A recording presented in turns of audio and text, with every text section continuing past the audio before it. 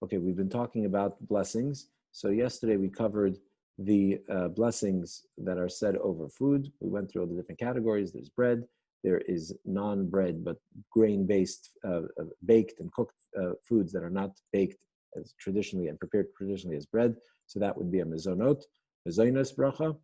Then you have blessing on wine, which is hagafen. You have the blessing on fruit that grow on the tree, which is ha'etz, barei priya eitz, the blessing on fruit from the ground, vegetables, and other fruit that grow close to the ground. It's interesting that you'll notice bananas are in the category of fruit that you make a hadama on, even though bananas grow on banana trees. We have some that grow here in Florida. But the reason for that is because the banana tree is sort of regenerates every year all over again. It completely falls apart and regenerates, and therefore it's something that's considered more ground-based fruit, and therefore you make a hadama on it. And then all other categories of food, including drinks, with the exception of wine and grape juice, and also with the exception, just in case anybody is into this, olive oil, which would also be a ha'etz. Outside of that, you would make a shahakol on all these other drinks and foods, so eggs, fish, meat, poultry, all of that stuff, cheese, all of that you would make a shahakol niyabid vara. And as we said yesterday, the blessing shahakol is really a catch-all. So if you're eating a food and you don't know what the proper blessing is to make, so you can make the shahakol and that will cover it all because it's an all-inclusive blessing. On the bottom of page 86, you'll see the shehechianu blessing. The shehechianu blessing comes when we experience something new and fresh that brings us joy, so we make the shehechianu blessing. Most commonly, we make that blessing on the holidays. Since the holidays come infrequently, they only come once a year. And so when the holiday comes, especially a holiday which is meant to be celebrated with joy, celebrating and being joyful on the holiday is actually part of the biblical commandments that are part of festival observance, right? So, but either way, even Rosh Hashanah and Yom Kippur, even the high holidays, are days that they come once a year, so they bring extra joy with them since it's something out of the ordinary. So we make a shehechianu blessing on those days, as well as anything new. If you're eating a new fruit, that's with a more common application, or if you have new clothing or something new that excites you, then you would make the shehechianu blessing.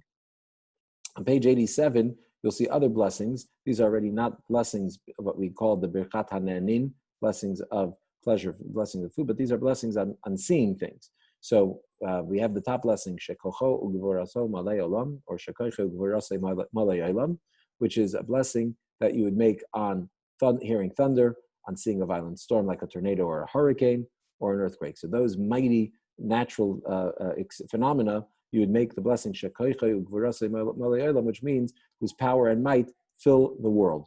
Right, so that's a sign of God's might. We know here in Coconut Grove, certainly in our tropical weather, you hear the thunder sometimes is quite awesome and booming and could rattle your windows. So and certainly we're no strangers, unfortunately, to hurricanes here. So during those natural phenomenon, you would make that blessing of shekocho ugvoras malei that expresses God's might. On seeing lightning or shooting stars, you'd make the blessing oseh maaseh v'reishis. So here already, a shooting star or lightning don't manifest God's might to the same extent as those other natural phenomenon, but it's still something that's quite awesome and quite special. And so therefore we make the blessing oseh maaseh v'reishis, God who reenacts the work of creation, because it's something very special. Then you have another interesting blessing, something that would be more common here actually in Florida, also with our tropical weather. On seeing a rainbow, and this one's a unique blessing. You say that God remembers his covenant and keeps and is trusted to keep his covenant and keeps his promise. Right? This blessing is for a rainbow. Why this blessing? So we're told that actually it says in the Torah, says in the Torah portion of Noach, right after the flood, it says, God says, "Iskashti nasati," that I placed my rainbow in the heavens, and the rainbow would be a sign that God will no longer destroy the world. So after the flood was over and Noah comes out of the ark, God shows him a rainbow and says, this is going to be a reminder that I'm no longer going to destroy the world. So what is the significance of the rainbow? And that moves us also to make this blessing.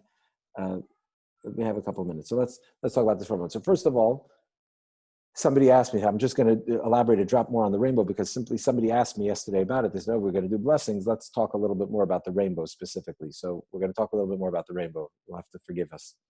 The rainbow, you'd think, it's a natural phenomenon. So therefore, what's that mean that God puts it there and it's a reminder that God won't bring a flood? So what's interesting is it's perhaps what one can say that while we know that God did create the rainbow in creation, but the rainbow was never seen on earth until the flood. How could that be? So the Rebbe actually explains that it's possible that the whole function, the whole purpose of the flood was really to refine and to purify, to elevate the world, right? We know mystically, Kabbalistically, the flood was like a mikvah. It was like a purifying water that purified, that sensitized the world to godliness. So before the flood, the world was insensitive, which led to its terrible degradation and corruption. But the flood purified it, and therefore the flood sort of refined creation. So before the flood, the clouds, as it were too thick. They couldn't reflect the light from the sun, which represented a certain coarseness and thickness, a density that prevented the divine light to shine through and be manifest in this world. That's what it represents. That's the representation. And after the flood, everything was refined. So even the clouds are suddenly more translucent and able to reflect the light of the sun, which is what the rainbow is, right? A reflection, sort of a reflection of the light of the sun as it shines through the clouds. And so that's how we see the connection between the flood and the rainbow. And so when we see the rainbow, we're reminded of God's covenant that he makes with Noah, never to bring a flood again, right?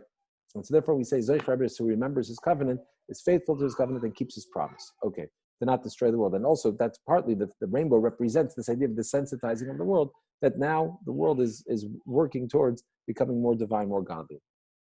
There's also another interesting law regarding a rainbow. It says that it's not, that one should not look at a rainbow. This is a Gemara. The Gemara says that Mistakal B'Kesha, it says basically that one should not look at a rainbow. Why not? So the reason one shouldn't look at a rainbow, there's a common, I think, misconception. I think it's a misconception, but the reason is because it reminds us of the flood, and God, when we see the rainbow, it's sort of a reminder God wanted to destroy the world, but he's not going to because of the rainbow. It's not so simple. The reason why we're not supposed to look at the rainbow is actually because it says that the rainbow represents God's glory. In fact, that the prophets, when the prophets prophesied, when they saw sort of these divine images, there was sort of this, it was similar in a sense to the rainbow. What that means exactly, I don't know. I'm not a prophet. That's when you're supposed to all be shocked. Okay, never mind. But whatever, that experience of prophecy was something that was akin to sort of seeing a rainbow in a sense. So the rainbow is some kind of a physical expression of God's glory and manifestation.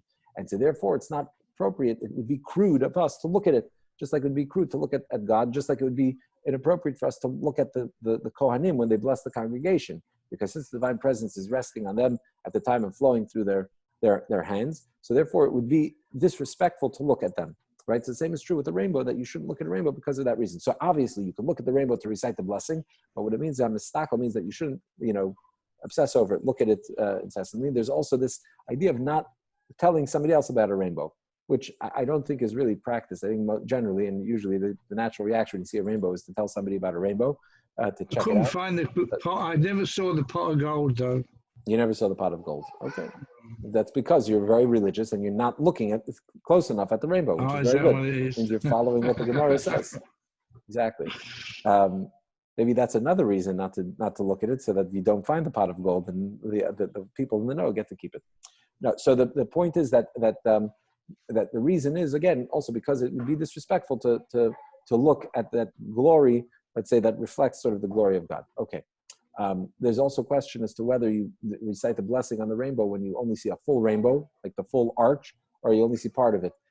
I think the practice basically is that we do it now when we see the full rainbow. Okay, let's stop here, and let's continue with today's chitas.